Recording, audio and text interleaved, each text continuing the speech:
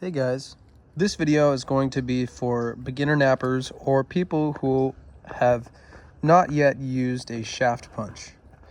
I've napped for about 10 plus years and I've only been using the shaft punch seriously for about maybe, I don't even know, maybe a year? But it has tremendously been a massive game changer in my napping. For example, this is some really cruddy quartzite. I broke it because that's my fault, but I would have never been able to have made a biface, and this could have been thinner, but I would have never been able to make a biface with direct percussion on something like this. And this is local California quartzite from up in the Sierra Nevadas, and it's just hard stuff, but it was thinning down great, and that's because I was using a shaft punch. You can direct a whole lot of really precise power into a preform by being able to not only support it with your opposite hand, but also being able to set the tool exactly where you want on the edge and strike a flake off. Now this one broke because I had a platform up on the tip. See this really heavy platform? I kind of almost figured that it was going to break. I wasn't really napping too seriously on this, but I was trying to take a flake down this way and remove some of this mass here. But anyway, that's besides the point. Yesterday I made this guy out of some local rhyolite. It was a really narrow piece and I had a weird flake there, but nice knife blade. And I left some Cortex on the base. I'm not gonna punch that because that'll snap this thing in half. But anyway, I wanna show you, and this is also some rhyolite. This is from that other video. I haven't worked it yet, but tough stuff, but I can punch it down and get it thin, and maybe we'll work on that in this video. For the sake of this video, I'm going to share working on some porcelainite, and I'm going to try to break this down into terms of people beginning to nap, or I tend to be good at that, talking things in a very basic term. So this is called a shaft punch, and there's a lot of archaeological evidence that these were used. And this one is a dead standing piece of willow. I have a double set on this one. And there are different ways that you can position this, but typically it goes underneath your leg. And I'll share with you like how I like to position it. I like to put it underneath my leg and have it kind of resting upwards, almost freehand, like this. So I can change the angle of my preform depending on the type of flake that I want. You can also have these where they're a little more springy and flexible, maybe a thinner piece of wood lower down in your leg. And what's nice about that is if a preform gets thinner, you can support it more on your leg. And support just means that we are providing more inertia or more artificial mass to the preform to get it to stop from moving when we strike it. In slow motion, if you were to look at this on a higher level, whenever you strike a preform of anything, it's going to move a little bit. The less you can get it to move, the more power you can get into that stone, and the larger or further that flake will go, depending on what you're wanting. If you're gonna do that too much and all the time on heavy platforms, you might get overshots, which are sometimes a bad outcome. However, if you're trying to thin something, it's great for being able to change the angle really fast. Instead of having to hope that if you're doing freehand, you have to rock it and change it like this, and there's more variables because there's a swinging hand, there's accuracy, hand-eye coordination, speed. With this, you are eliminating a lot of variables and it's a lot more controlled. So this is a whitetail shed, and I tried to get this, the more solid pieces, the better, and I think I got this at a pet store actually. Sometimes they sell them, usually at feed stores, they sell them as dog chews. They got to start marketing them as napping tools, because I always go in there. Unfortunately, sometimes they'll cut it right through the middle, and I just see it, and I'm like, no. But this is a great tool. These will wear, depending on the angle that you use them, typically start to wear at about this angle, for me anyway. But it's best to have a rounded edge. Don't nap with them too flat. If it's a 90-degree angle and you basically just cut an antler off, you're only going to be able to work off that piece. But the way that Antler works is it works by pulling a flake off because it's a softer material than copper, and you can pull flakes off better. So I like to have a striker. This is an elk shed, and this is porcelainite from Kelly Parks. Thank you, Kelly, for the material. It is great material, and it's a very unique North American material. And I'm just going to demonstrate the basics of this. This is a preform that we got to thin out, and this is from a spall, so it's got some irregularities, some thicker areas here. I'm going to move this a little bit over. Oh, here comes the garbage guys. That's okay. You'll just be seeing me nap for a little while, I guess. But I'm going to try to explain before they get here. When we have certain platforms, we can use a hammerstone to change the angle and isolate it and give it a little grind. You can also do that with the shaft punch. But here's a little platform. This is going to be a thinning flake. And I'm going to position this on the tool that it is more parallel with the length of the tool, meaning that there is more inward force into the preform, thus a longer flake. If we're changing that and we want to get a shorter flake for either contouring or turning the edge to create a platform, we're going to take a steeper flake and rock this platform higher up. But for the sake of this, we're going to try to get a flake over into this area. So I'm going to have it more inward. And there we go. So the platform exploded a little bit. But we can see that this flake spanned out, and we thinned that area out. And so now we can look on here and say, okay, maybe it's best to take a couple flakes down this way. See, the angle is a little different, a little more downward, because I'm just trying to turn that edge and isolate for the next thinning flake. What's great about these tools too is I can just do this tapping, and you'll also notice, maybe you're an older napper and you've got arthritis or you have carpal tunnel or something like that.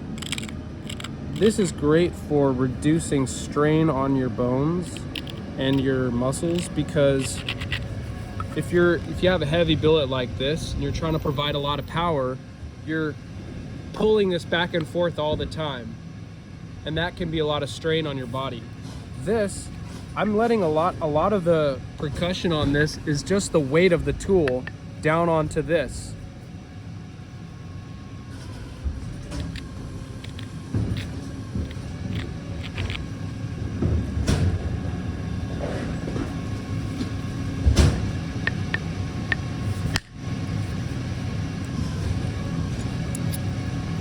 Thinning flake, spanned out.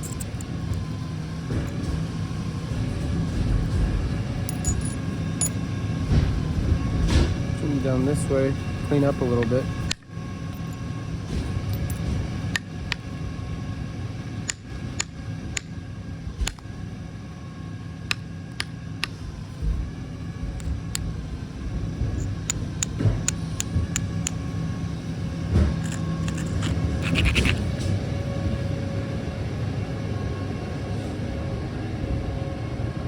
This flake is going to be somewhat more swooping because we're building a little more contour and we don't want to thin this in too much. But the angle of this flake is a little more downward because that platform was from above center line.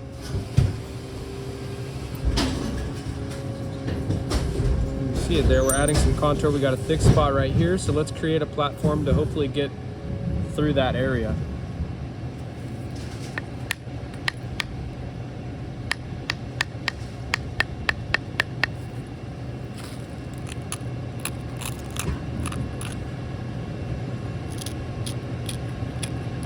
What I'm doing here is I'm just using the hammerstone to do some finer work on the platform and also abrade it a little bit.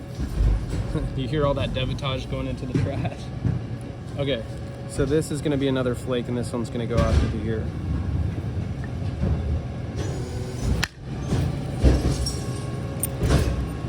There it is.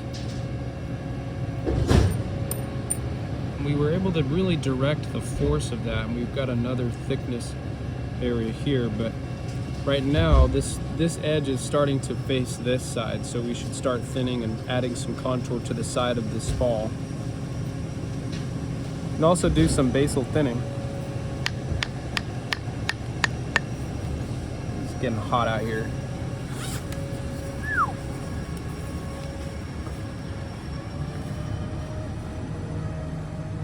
Okay, the shadows also can change the way that this looks on camera, but maybe I'll zoom in just a little bit. And then when the sun comes out, it always shines on the work. So, garbage truck is gone.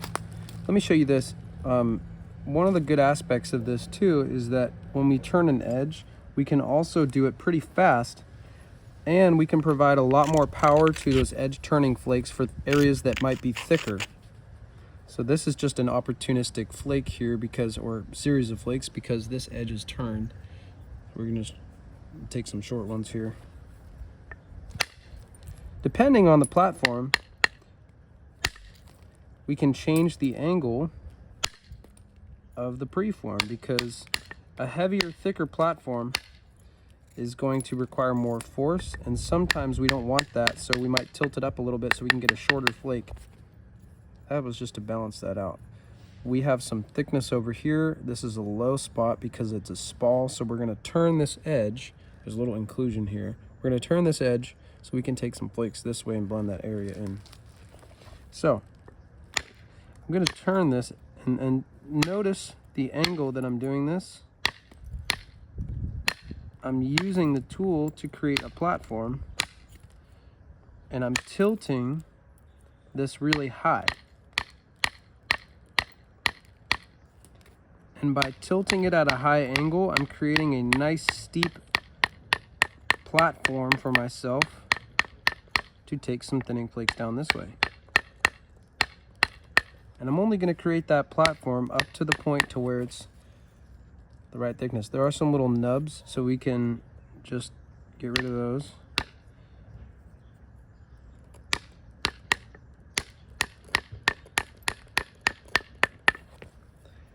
And areas that are still sticking up, we can use the platform to clean those up by pushing in and almost using the hammerstone as a pressure flaker to grind and create and fix areas of problematic areas. Okay, this is an edge where you can see that the platform has been turned. Could be turned a little more in some areas, but because it's a continuous edge, we can take a flake right here. We had a little double contact on that one, meaning that it wasn't isolated enough, so it ran over into here. Looks okay. Isolate this platform a little more.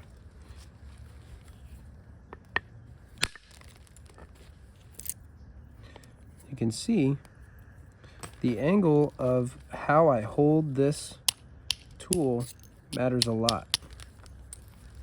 Or sorry, the angle of how I hold the preform matters how force is applied. So this platform is butting up against this inclusion. So I don't know if this inclusion is going to stop it, but we'll see.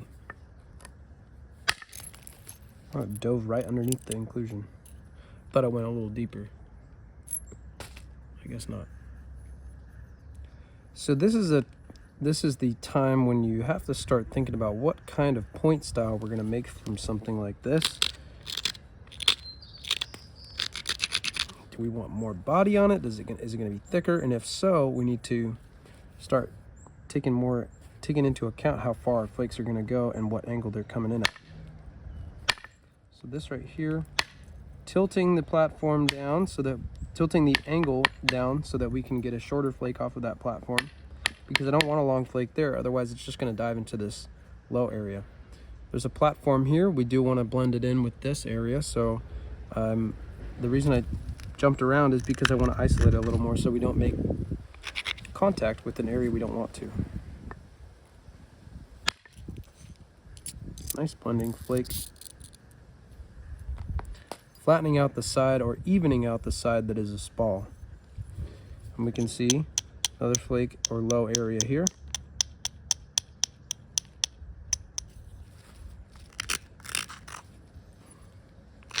I attribute all of my shaft punching experience and success to Marty Reuter, who has been a tremendous help in showing many nappers like myself how to work on different materials with different tools and techniques that would have been used in prehistory that are all but lost.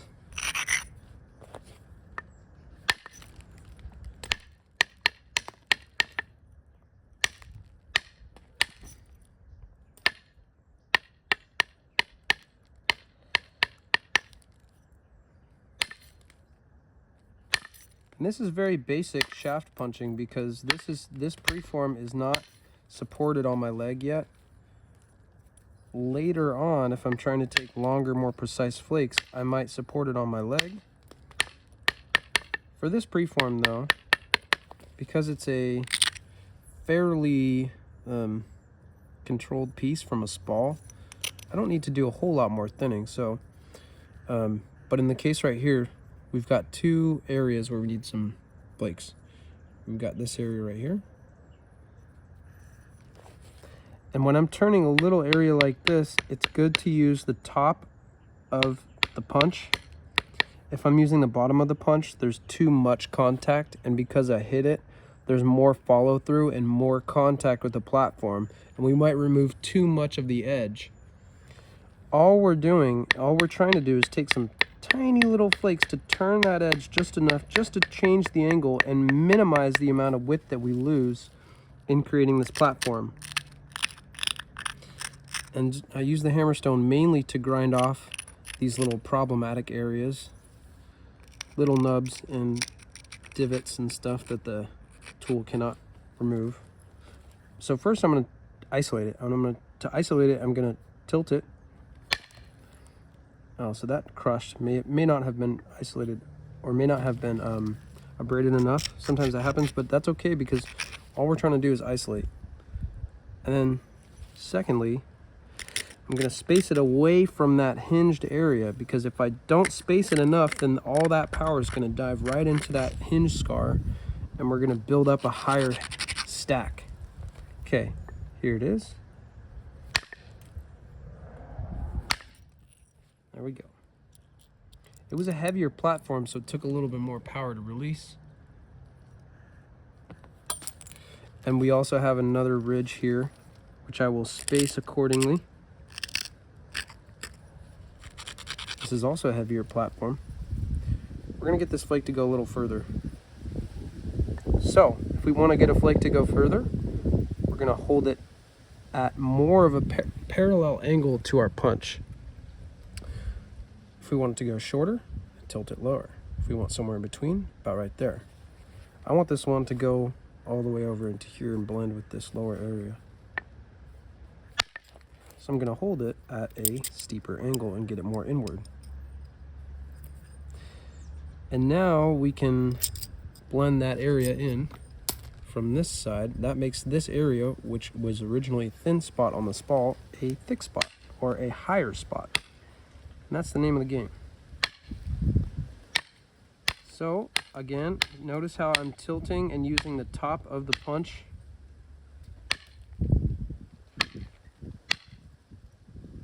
An antler, you got to remember, works a lot differently than a copper horizontal punch does.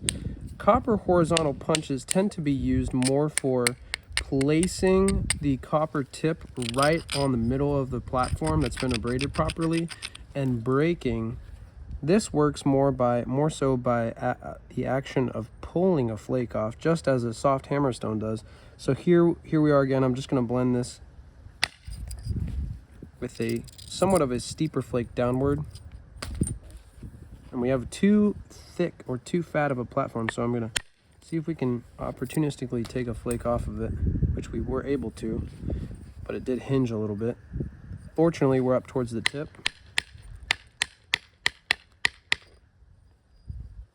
Make an Alberta point or a Midland or something out of this.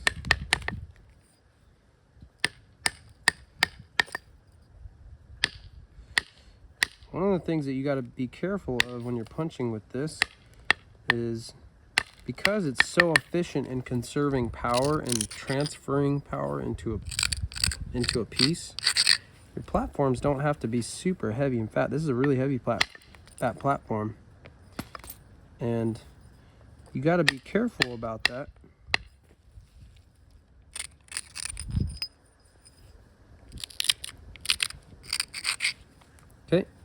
Get a flake over into this direction.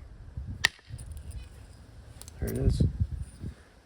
And now we're just tapering out this area where the spall is. And I also want to show you, let's use the elk punch now, which is just the other end of this tool. This tool is not as efficient in the winter just because if you're punching off of the ground and this is laying on the ground, the piece that is in the dirt might get a little soggy or wet. But for now, it's doing pretty good. So this is a much finer tip, and this is great for more precise work. So hopefully I'm working in frame. But we've got a pretty good thin preform, but it's still a little messy. We got to clean it up. That's where something that's a little bit more pointed comes in. We still have little platforms that we got to clean up, but I'm going to make sure that most of these flakes go just to the middle to control this a little better. So if I want a flake to go just to the middle and create a nice median ridge, which is something that they were doing on Clovis points a lot so they can flute them and create a nice body, thickness, strong point, is to tilt it a little downward. Still a good platform, still a good thinning platform, and it's abraded pretty well, but I'm going to tilt it downward because I don't want this flake to go directly in. I want it to just go in there and create some contour.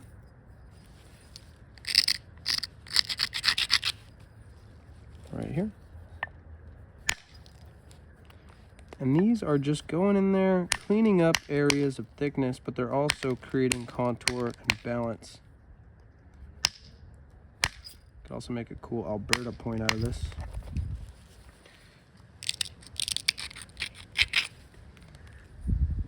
Okay. Continuous platform, and we're gonna blend it in with these larger percussion flakes. Tilting it low, you can see the flake just goes to about median middle. And again, space, smaller one, again, about the middle. And sometimes these precise flakes can look like percussion or pressure flakes. Like that one does. Looks just like a pressure flake.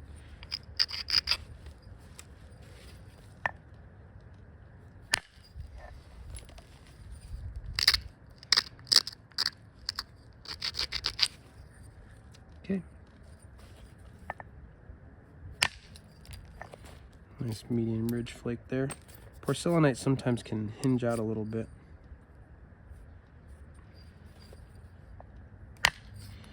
This is the stage where I'm more so focused on creating balance, cleaning up problematic areas, still doing some thinning, but I'm more so focused on balance. And when I say balance, for those of you who don't know, it's the side profile of the point. We are looking at how balanced is it in terms of thickness and curvature. Is it curved? Is it straight? Where does thickness lie? And how can we remove those thick areas and create a nice symmetrical side profile? So we took that large flake over here. We need to blend that in and create a nice surface here. Tilt it a little high.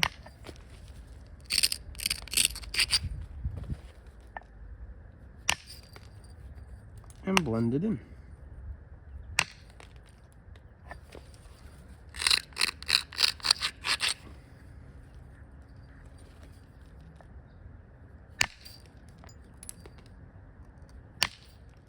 What's nice about this finer pointed tool, we really don't need to do a lot of isolating. As long as you're comfortable or confident in your platform and you know that this is going to connect or contact an area that is a good platform in the right angle, because it's pointed enough, you don't actually need a whole lot of isolation. And sometimes isolation can bite you in the butt, because if you isolate a platform too much, it can crush or explode. I actually do that a lot on fluting stuff sometimes. A lot of the fluting platforms that we're taught to make by modern nappers are geared towards using jigs. Thus, they are more isolated.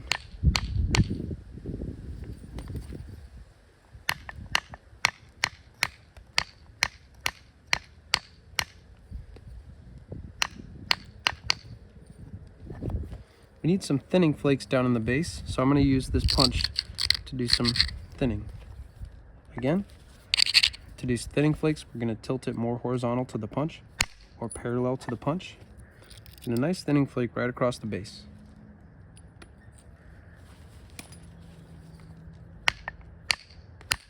And a little downward because I want to blend that in a little bit. It's always good to look at the edge and say, where's most of the thickness?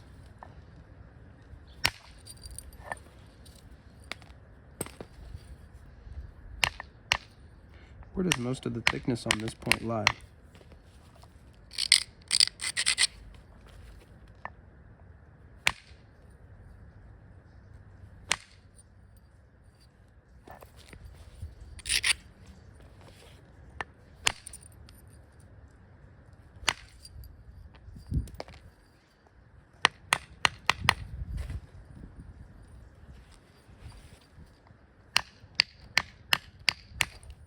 So we have to taper the tip.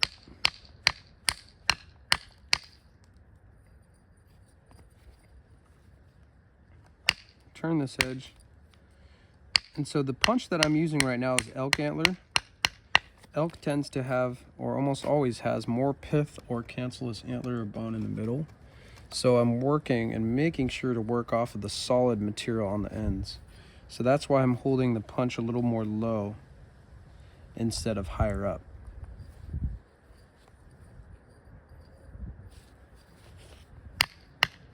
You can make entire projectile points with the tool just like this.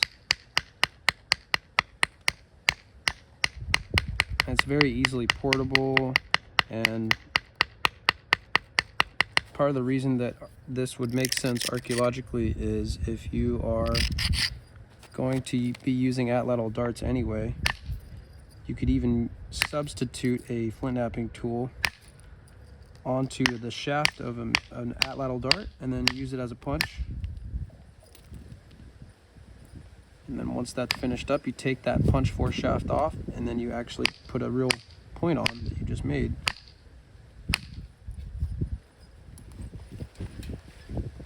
Really just, it makes a lot of sense. Especially for highly nomadic and traveling people such as Clovis, Folsom, and all that.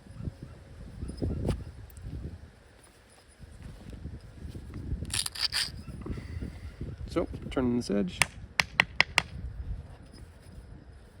Getting rid of all these tiny little areas. If you're unsure about a platform and you think that a platform might hinge, when in doubt, tilt it higher, because that's going to create more of a coned flake rather than a flake that's going to go in there and travel and go further. If you don't know, if the contours don't look right or the platform might be too heavy, tilt it higher. Like right here, we've got a platform turned, but there's not a whole lot of thickness for it. Here comes the sun again, so I'm going to tilt it higher. And look, it came out really clean.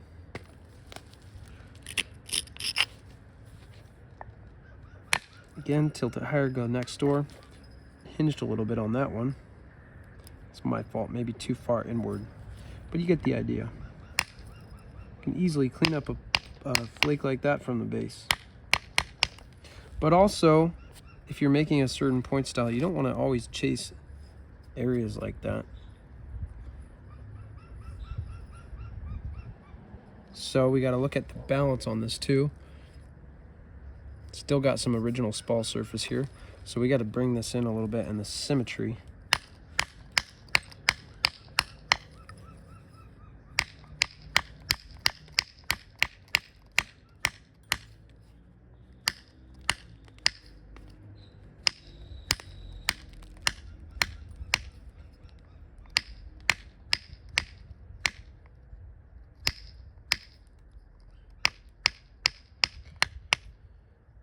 If you're at a Knapping and you're using one of these like I am, where it's off the pad, you gotta be a little careful if you're sending flakes into directions, because some of these are flying off the pad here. Tilting this high.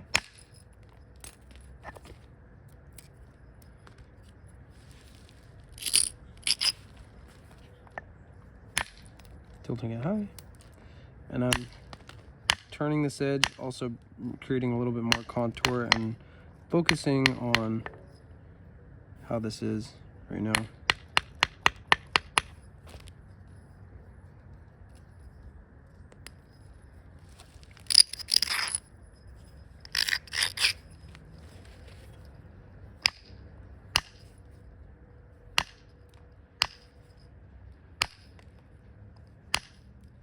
Again, tilting low, nice abraded, consistent, continuous platform. Adding contour. We really don't have to remove that spall surface in the middle there if it's balanced. This edge is turned low, so we gotta turn it and meet it.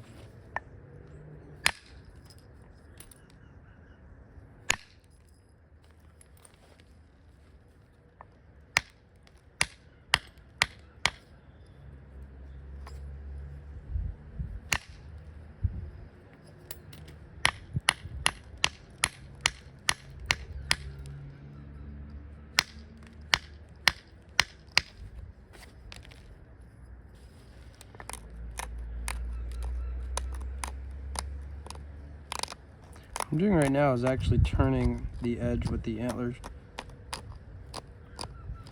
And not only can we turn the edge with the antler, but we can also grind off any sharp spots that might result in a crushed platform. But I do like to ensure that it is going to release smoothly, so I grind it a little bit with the platform, with the hammerstone.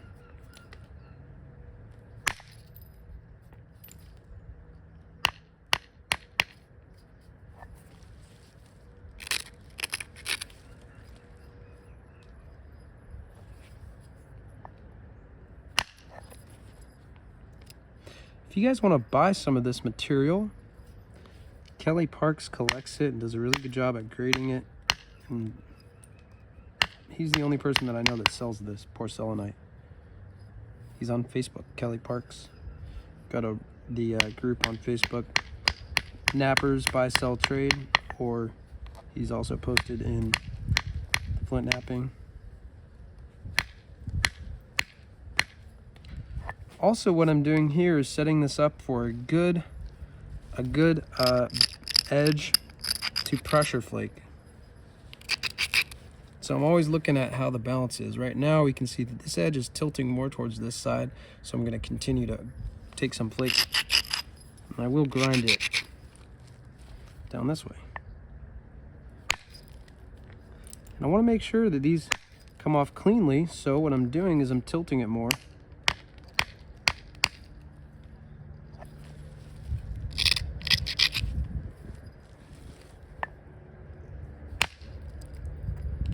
Oof, that was a low area.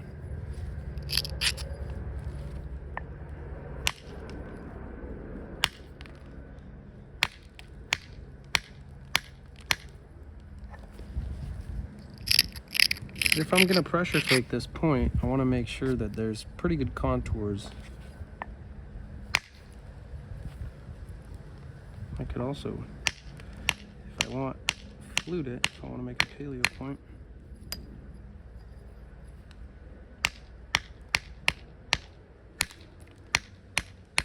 See how I hit it harder in that thicker spot? Because I want to provide more power in an area where it's thicker. A little bit of crack from when it was a spall maybe. But look at the balance. It's very well balanced. Contour on both sides, no pressure flaking. Take one flake right here.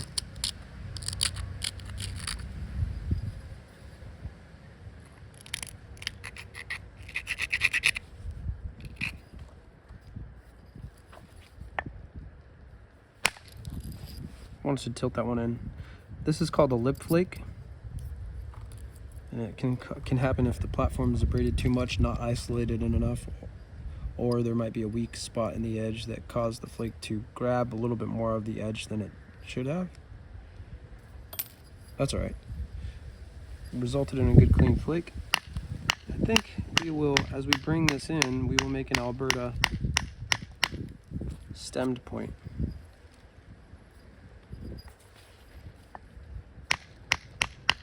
Which, if that's the case, then we will start pressure flaking on it soon. But we can create the basic shape of the stem with this as well.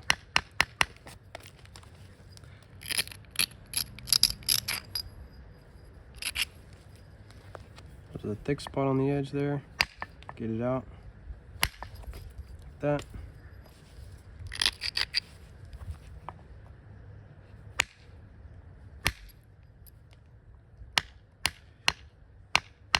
Berries have pretty long stems. We could also make a Scots bluff. There's a lot of stuff we can make from this with a stemmed point.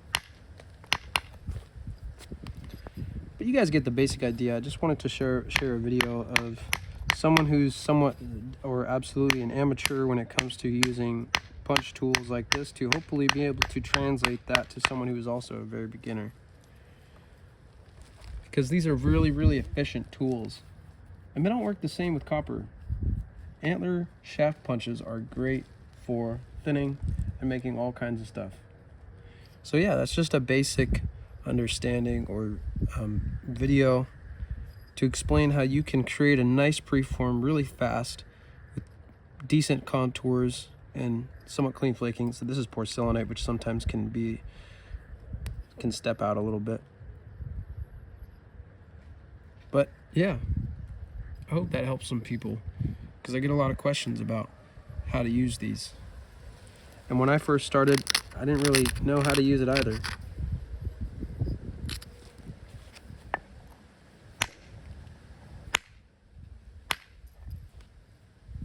So yeah, thanks for watching, and I hope that helps.